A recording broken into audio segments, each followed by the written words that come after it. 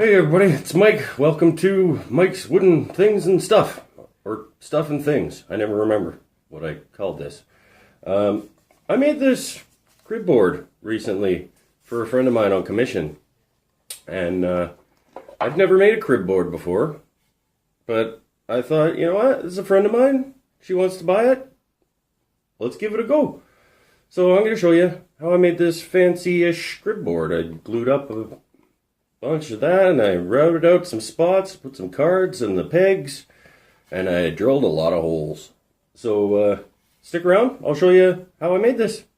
It's pretty cool. It's got little magnets in it. Yeah, right on. Let's see how I did it. So here we are finding out how big this crib board is going to be using a template I printed off the internet. It's about 4.5 by 14 or so. And then we go to the lumber rack and we find ourselves a piece of maple. Look at that piece of maple.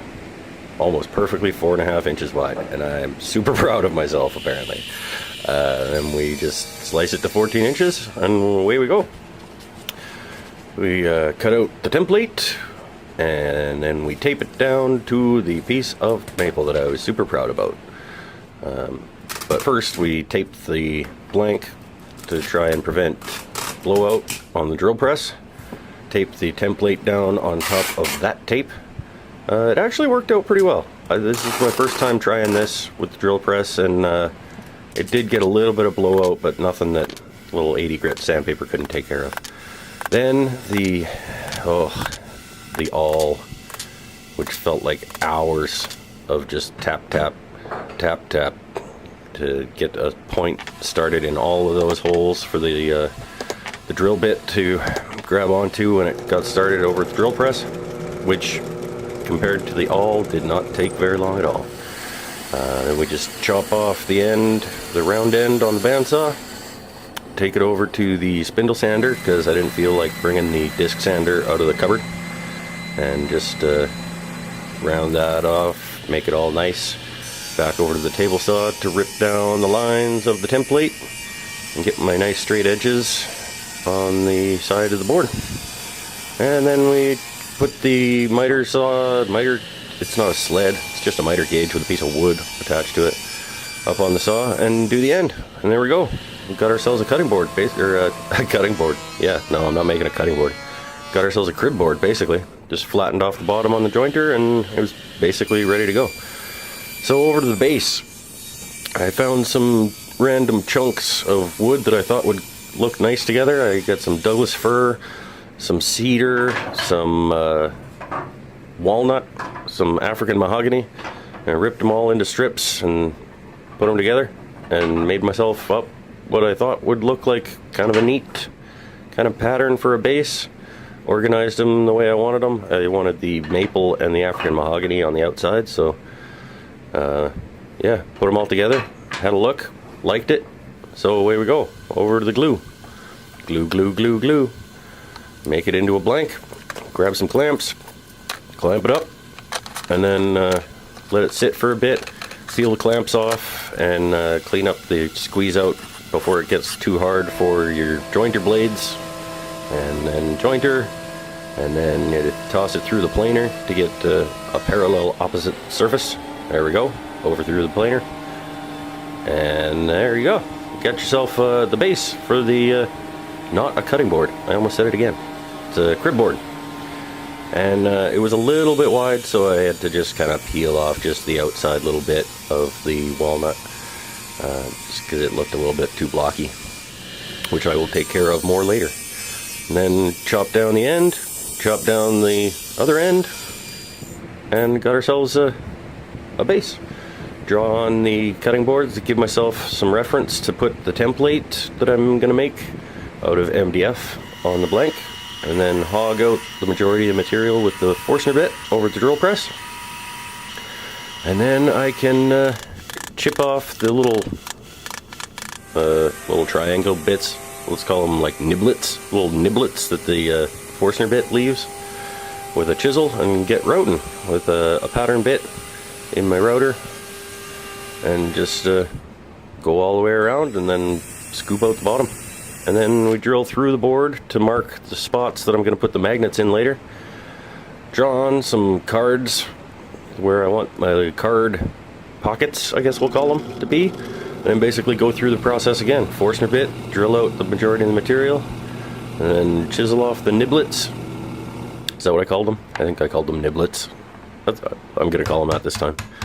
Chisel off the niblets, and then get the router back out and do the whole thing again with the pattern bit, and make my little pockets and little finger holes at the end of the pockets with a bullnose bit, so you can get your fingers in on the cards. And then sanding, lots of sanding. It's hard to get into all the little pockets and crevices. What's a crevice? In the little nooks and crannies. Let's call them nooks and crannies. Got it all the way up to about 280, or no, 220 grit, 240 grit, something like that. And then realized that the base was too tall, so I went over to the table saw and just kind of sliced off just a little bit to just lower the profile a little bit, because I didn't like the way the board was sitting in there. It was sitting a little bit too low. So yeah, be very, very careful when you're making cuts like this. Go slow. Keep your fingers well away from the blade. I got 3 inches over the top of that blade. I'm comfortable with that. And then I put an angle above 5-ish degree angle. I just did it by eye, just to bevel the edges a little bit and take away a little bit more of the chunkiness of it, because I thought it was still a little bit too blocky. And that does a world of good. Just that little sort of, not even 5 degrees, probably 3 degree angle all the way around. And then I realized that I forgot the little slot for the pegs. Let's call it a peg slot, peg pocket. So I did that with the router and went over the whole thing all the way up to, I believe, 240, maybe 220. It depends what kind of sandpaper I had available to me that day. And then over to the drill press again to just drill out the recesses for the magnets that I marked through earlier with the drill. And a little bit deeper. Don't go too far though, you don't want it recessed. So let's grab a magnet, toss it in there. Maybe shut off the drill press before you stick your finger in there. Thank you. Alright. Yep, looks good. And then same thing in the back of the crib board itself. And we're ready to go over to finish. I think we gotta go inside to go finishing, because I don't want a bunch of sawdust getting in my finish, so now I'm inside. And again, nooks and crannies. Man, sanding between coats of poly into all these little nooks and crannies was kind of annoying. I think I did 3 coats of just regular Minwax wipe-on poly, sanding with 400 in between coats, I think.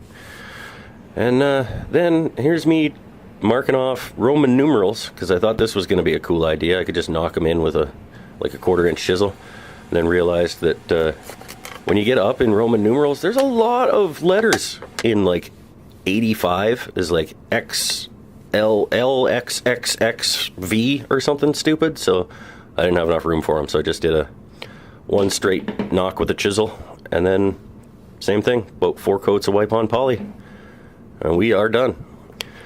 And I gave it to my friend, and she was super happy with it, and I hope you guys enjoyed watching it go together. I'll see you next time. Thanks for watching.